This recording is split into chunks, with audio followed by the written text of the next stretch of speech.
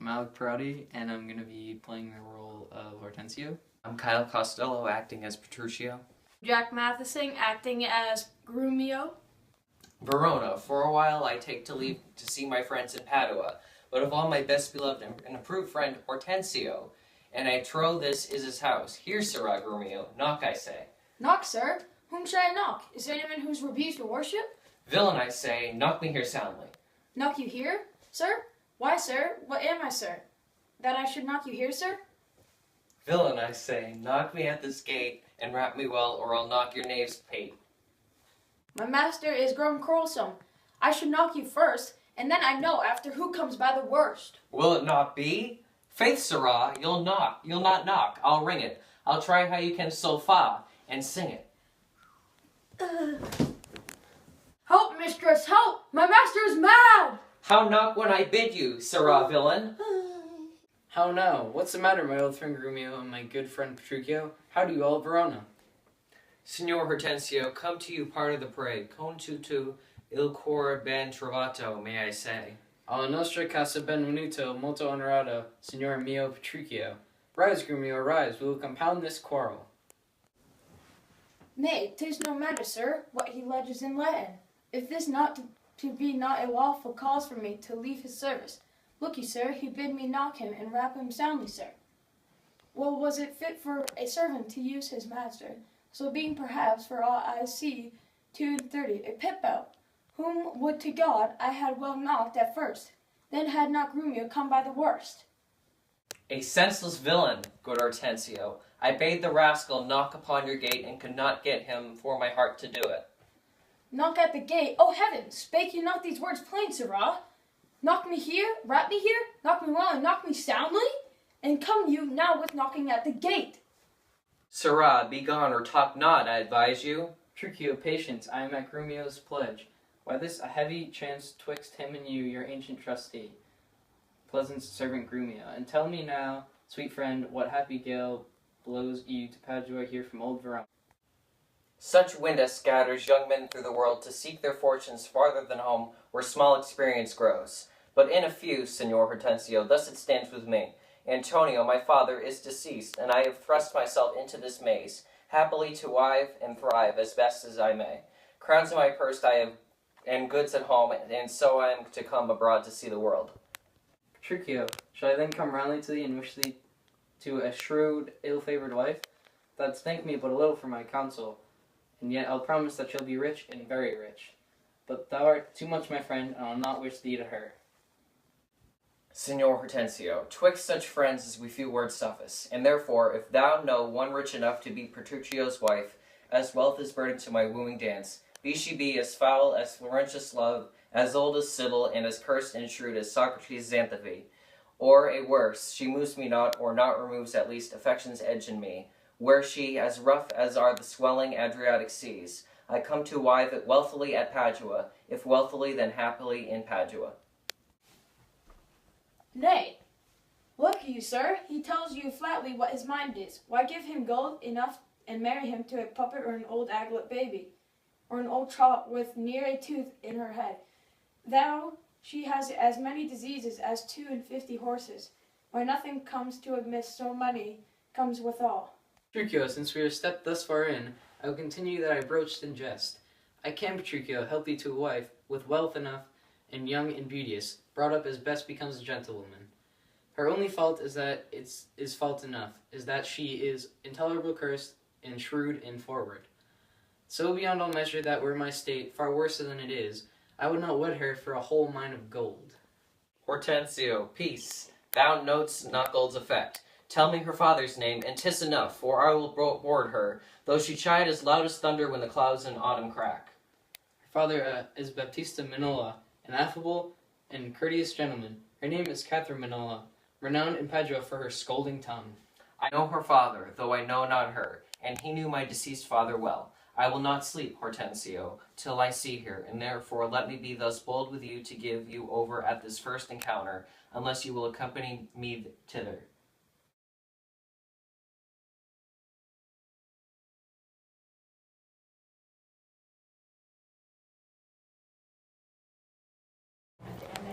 The Taming of the Shrew Passage Analysis by Costello, Jack Mathison, and Alec Perrotti.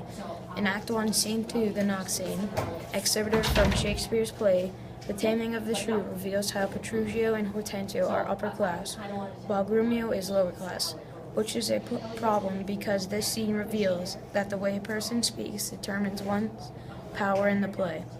Hortensio is trying to persuade Petruchio to woo Catherine, so Hortensio himself and the other suitors have a chance at marrying Bianca. In Act 1, Scene 2, Grumio and Petruchio arrive at Hortensio's house, and Petruchio asks Grumio to knock on the door. However, Grumio, being an intelligent servant, does not know whether to knock Petruchio on the head or knock the actual door. Later in the scene, Hortensio sees them at his door and asks them what they are doing in Padua.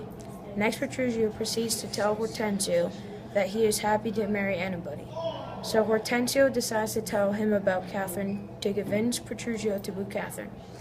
In the knock scene, Petruchio says he will be in Padua for a while to see his most beloved friend, Hortensio. And now Grumio knock. Grumio then says, "Who should I knock? Has there been someone who has disobeyed you?" Petruchio, after says knock, himself me here. Grumio asks, "Not Petruchio here, sir." "Why, sir, why should he knock Petruchio?" Petruchio says to knock himself here, or else he will hit Grumio in the head. Grumio replies, how his master has grown pugnacious. Grumio should knock Petruchio first, then they will see who comes by the worst. Petruchio states knock or he will hit Grumio. Petruchio then wrings him by the ear, and Grumio falls. Grumio says that his master is mad. Next, Petruchio says to knock, and Petruchio tells him to. Hortensio then enters and asks, "What is the matter, Grumio and Petruchio? How come everyone is in Padua?" Petruchio addresses Sir Hortensio about him stopping the fight.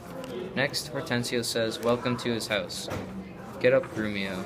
Grumio and Hortensio will settle this fight." Grumio says it doesn't matter what Petruchio says in Latin. Grumio is told knock him and hit him on the head. If Grumio hit him first, he would have come by the worst of it. Petruchio says to Hortensio he is lying. Petruchio just told him to knock on Grumio's gate, but Petruchio could not get him to do it. Grumio thinks that he meant to knock himself on the head instead of knocking on the gate. Petruchio says, "Begone, servant." Hortensio tells Petruchio to be patient and what brings Petruchio from here to Padua. Petruchio then says that his father has died. Petruchio is happy to marry and is happy to live the best he can. Petruchio has a lot of money and goods at home, and he has come abroad to see the world. Hortensio says that marrying Catherine will make Petruchio have a lot of money. However, Hortensio says to Petruchio that he is too much of a friend, and Hortensio does not want him to have an ill-tempered wife. Petruchio mentions if she's rich enough, then she will be his wife. He also says she can be old and cursed, but as long as she has money, Petruchio will be satisfied. Grumio tells Hortensio Petruchio will marry anyone, as long as he will gain more money. Hortensio states that he can help Petruchio woo Catherine, however he says that she has one major fault, which is that Catherine is a shrew. Petruchio replies that does not matter, and Petruchio wants to know her father's name. Hortensio tells Petruchio that his name is Baptista Minola, who is courteous and wealthy. Her name is Catherine Minola and is known for her scolding tongue. Petruchio tells Hortensio that he knows his father and not her, and Hortensio knows his father well. Petruchio will not sleep until he sees her and hopes that Hortensio will be there when Petruchio first meets her. In the passage, Petruchio and Grumio are using the word knock with two different meanings. Knock meaning that Petruchio wants Grumio to knock on the door, while Grumio thinks knock means to knock Petruchio on the head. Syrah is one of lower status who is not as well off as someone of a higher status. Relating to the overall importance of the play, this passage addresses that there are issues with social class because Grumio is a lower class servant, while Petruchio has more power from his language and speech, which is why Hortensio and Grumio choose Petruchio to woo Catherine. In the knock scene, there are clues that reveal Grumio's lack of intelligence and power, including how he speaks in prose most of the time, how he confuses the word abused when he means abused, how he tries poetry but only has one rhyme, and how he confuses the language Italian with Latin. Because of his poor use of language, Grumio does not come across as very intelligent and has less power than Petruchio and Hortensio. Overall, the Knox-scene excerpt from the play The Taming of the Shrew by William Shakespeare reveals issues within social class, as Petruchio and Hortensio are higher class individuals, while Grumio is a lower class individual. Hortensio makes an attempt to persuade Petruchio to woo Catherine so he can have a higher chance of being able to marry Bianca. All of Grumio's blunders with speech make him lower class and unintelligent, and is also subjected to physical abuse when Petruchio hits him.